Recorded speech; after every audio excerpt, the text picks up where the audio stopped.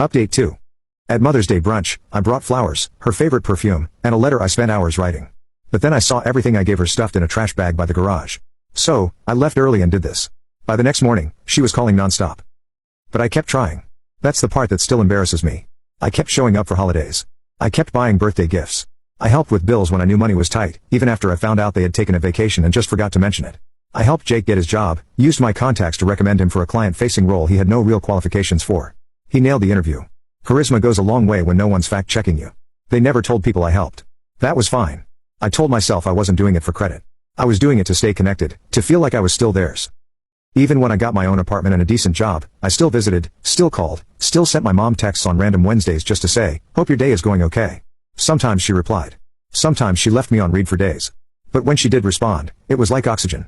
One time she texted me after I helped sort out some insurance paperwork and wrote, "You always come through. Thank you." I reread that message for weeks. I'm not proud of that.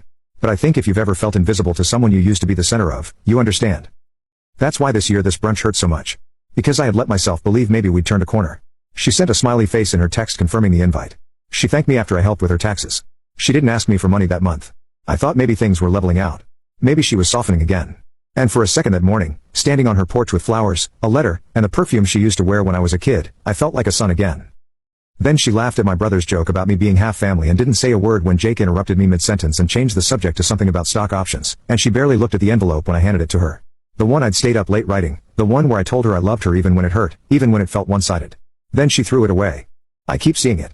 The bag by the garage, the red envelope folded and bent, the perfume box unopened, the flowers half crushed under other trash. I pulled it all back out, not to give it again, not to make a point, just because I couldn't bear to leave it there. Because those things weren't just gifts, they were mine. They were me. And if she didn't want them, then I was done giving. My mom sent a message that same evening.